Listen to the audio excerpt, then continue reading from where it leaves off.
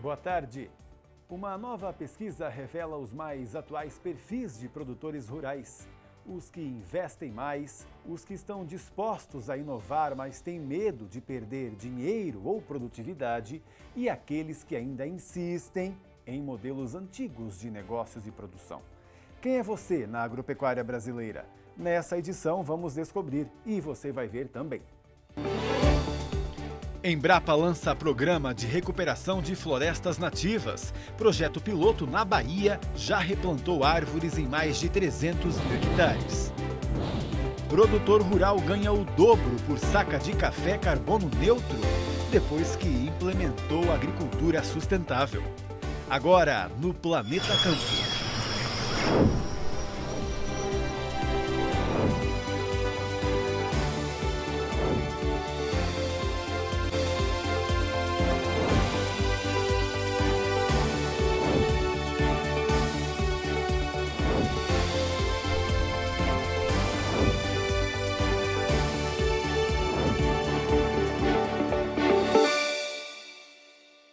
Um estudo sobre inovação no agronegócio e qualificação de produtor rural está sendo lançado por uma das maiores consultorias do mundo em parceria com a CropLife Brasil.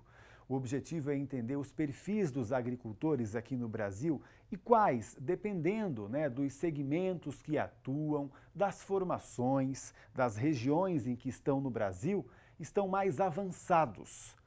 A relação dos produtores com as tecnologias pode nos revelar o quê? Vamos saber com a Daniela Sampaio, que é sócia da consultoria Ernst Young, do setor de agronegócio. Boa tarde e bem-vinda, Daniela. Boa tarde, obrigada por me convidar. É um prazer estar aqui falando com vocês, com quem está nos assistindo. Obrigado você por ter vindo com essa pesquisa tão ampla, inclusive, Um tema bastante curioso, essa relação do produtor rural com as tecnologias. Por que vocês quiseram descobrir isso, hein? Bem, o agronegócio no Brasil ele tem uma importância muito grande, tanto para nós brasileiros quanto para o restante do mundo, que tem uma demanda enorme por alimentos. E a gente tem, dentro da UI, tem acompanhado muito os investimentos em tecnologia e o tipo de transformação que essa tecnologia tem causado nos negócios. E a gente realmente acredita que esse uso massivo de tecnologia vai mudar a forma como os alimentos são produzidos, transportados e consumidos no mundo inteiro. Inclusive o quanto que é importante realmente a gente utilizar as tecnologias, E aí, quem sabe, então, imagino essa curiosidade, de vocês em saber da relação do brasileiro com elas, Até se estamos preparados para utilizá-las. Perfeito, assim, essa pesquisa foi feita de uma maneira muito especial, ela foi feita em parceria com a Easy Hub, com a Agrointeligência, a Fruto Agrointeligência, junto com a CropLife UI, e ela abrangeu vários produtores, cerca de 380 produtores de diversas culturas espalhadas por diversas regiões no Brasil. Então, nós conseguimos abranger um volume de terras significativo dentro do Brasil. Isso significa que esse pessoal entrou em contato, conversou com muitos produtores, não só pela internet, mas também pessoalmente, também por telefone, para entender as percepções, para a gente conseguir captar. Então, a produção desse estudo é algo realmente inovador, é uma fonte de inteligência muito rica para a gente conhecer melhor o produtor e para a gente lidar também com as empresas que tratam o produtor. E muita coisa interessante surgiu a partir dessa pesquisa. Eu não sei se ela revelou para vocês, tipos de produtores, perfis realmente, mas posso perguntar isso, Quais são os estilos de produtores rurais que nós temos no Brasil atualmente? Uma coisa muito interessante é que o agronegócio no Brasil, ele realmente teve se tornando uma agricultura de escala nas últimas décadas. Então, a partir da década de 70, 80, a agricultura começa a crescer muito no Brasil.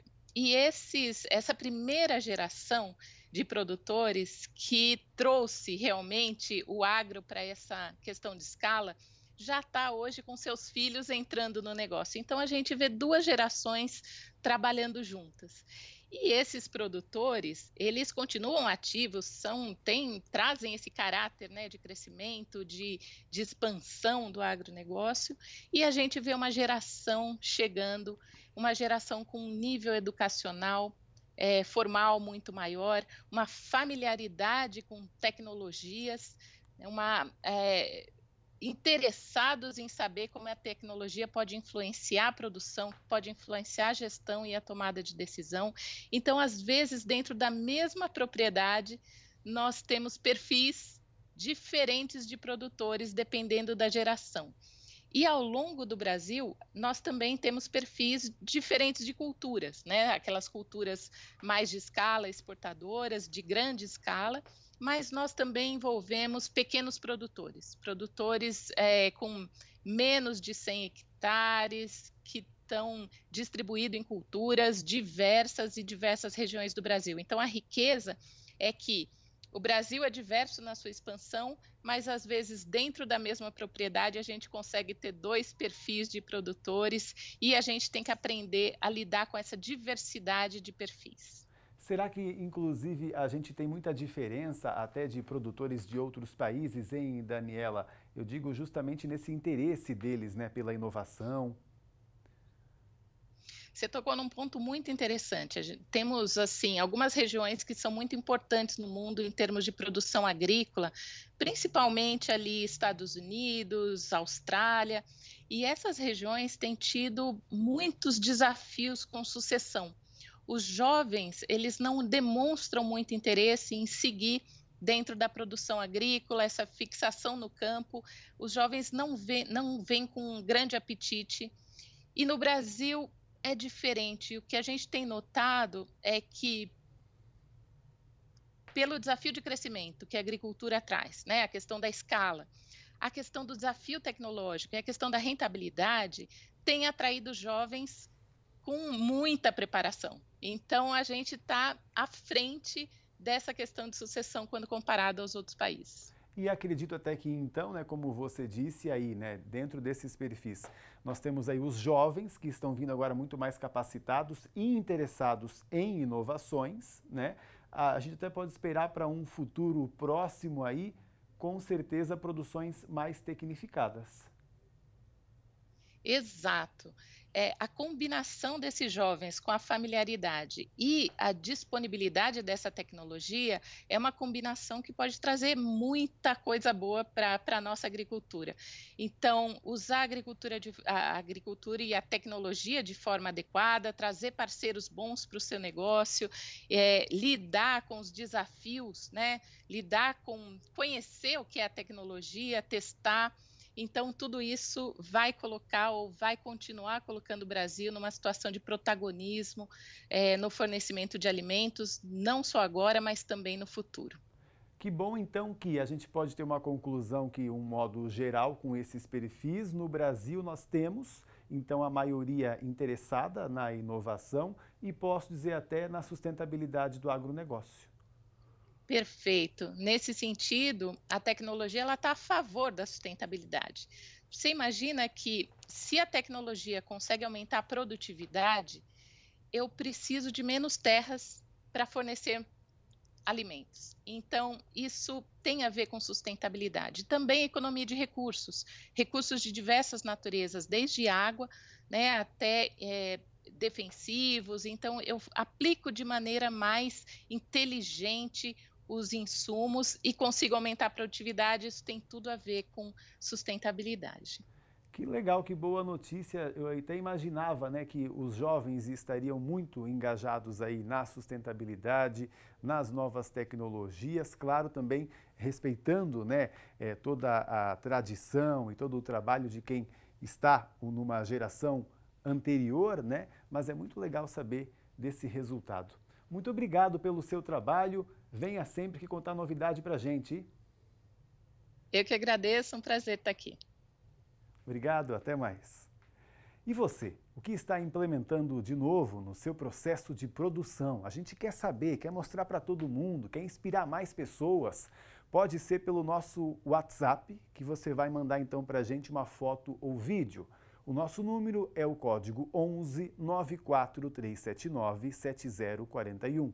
Ou você também pode, pelas nossas redes sociais, mandar sua foto ou vídeo explicando tudo pra gente, e é só você, com o seu telefone e câmera ligada, apontar para esse QR Code que está aqui na tela. Você vai ser levado então para uma página nossa em que pode escolher a rede social que quer conversar aqui com a gente. Vamos gostar muito, vou reforçar isso, de mostrar o seu exemplo para inspirar mais gente.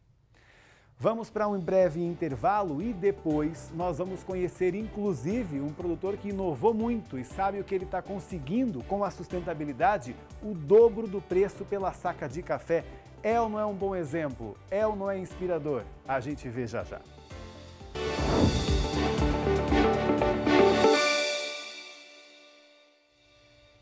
Estamos de volta agora com uma informação interessante, hein? Porque no ano passado tivemos algumas notícias, né, de que o desmatamento aumentou no Brasil, em alguns biomas, mas sabia que nós também recuperamos algumas áreas desmatadas no Brasil e não foram poucas não, viu? Foram mais de 300 mil hectares. E esse é o resultado de um trabalho da Embrapa, em parceria com o Centro de Conservação e Educação Socioambiental do Oeste da Bahia e também com uma das maiores empresas do mundo em processamento agrícola, que fez os investimentos para esse trabalho. De acordo com a Embrapa, o projeto piloto teve 4 fases. A primeira foi a de engajamento com produtores, para conhecer, né, alguns deles que poderiam participar. E na segunda, uma equipe técnica foi então até eles, né, que aceitaram participar do projeto voluntariamente, para mapear as áreas, né, as áreas produtivas com o potencial de serem recuperadas então. Na terceira etapa, que ainda vai acontecer, os produtores vão receber apoio nas estratégias de restauração personalizados para cada tipo de propriedade. E um último passo é o monitoramento dessas áreas. A partir de agora, então, depois desse projeto piloto aí, que já está dando certo, né, a Embrapa vai então selecionar mais produtores que podem participar numa escala maior desse projeto, que é tão importante. Quando a gente recupera área verde nativa, a gente sequestra muito carbono, ajuda em qualquer tipo de produção, em qualquer tipo de bioma, em qualquer área. E agora nós temos para você, inclusive, um ótimo exemplo de produtor que acreditou nisso, né, na sustentabilidade da produção. Ele investiu no manejo do café carbono zero. Procurou ferramentas para que pudesse incrementar, então, o manejo dele. E sabe o que ele conseguiu? Lá no final, depois de todo esse processo, né, com a safra dele, com esse biênio, o dobro do valor pago pela saca do café.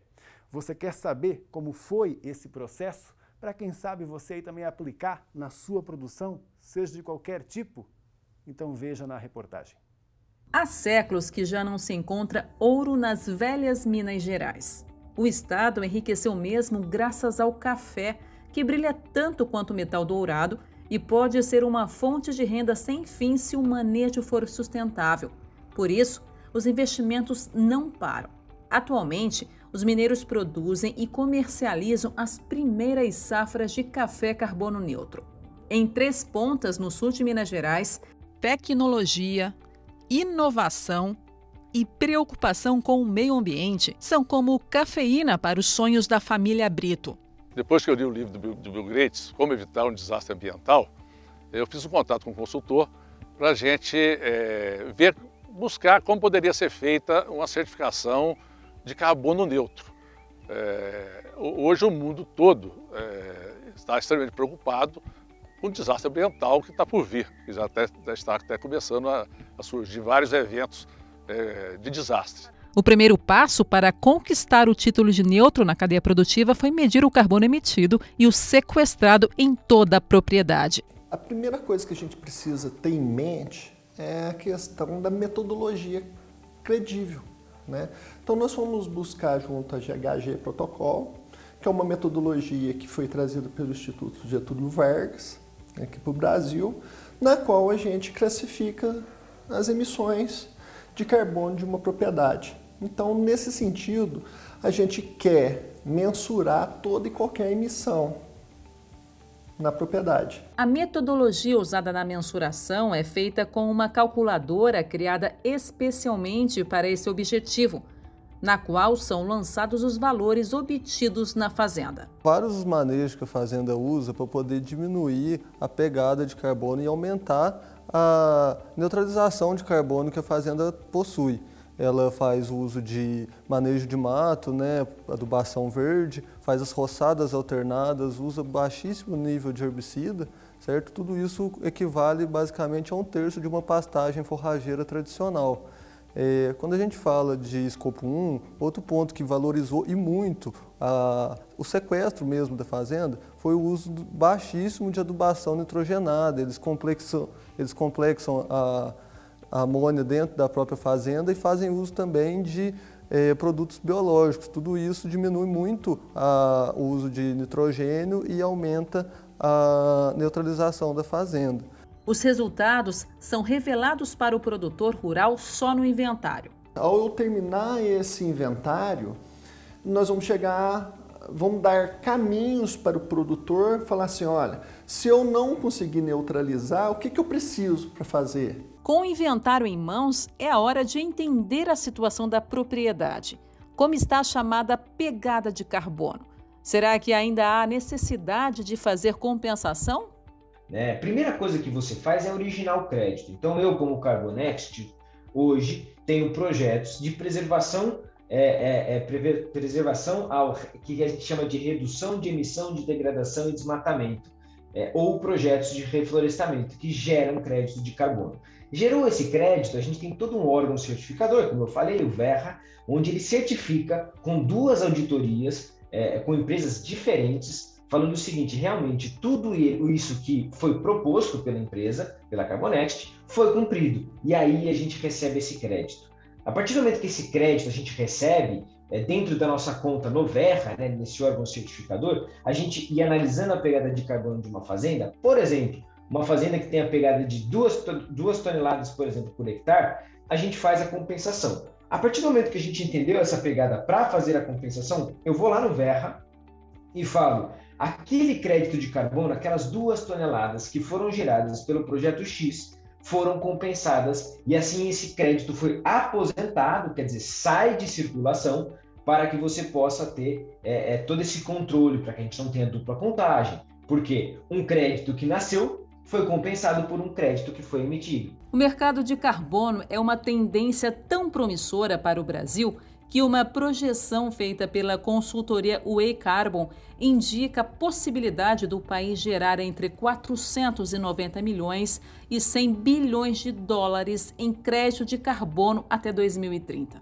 Por enquanto, essa conquista é de poucos, como a família Brito. Eu acho que valeu muito, principalmente para a gente, para a pessoa, né? Acho que é muito importante. Deixa a gente orgulhoso, transmite para a família toda, para os filhos, netos, né? Uma consciência de um manejo sustentável para o planeta.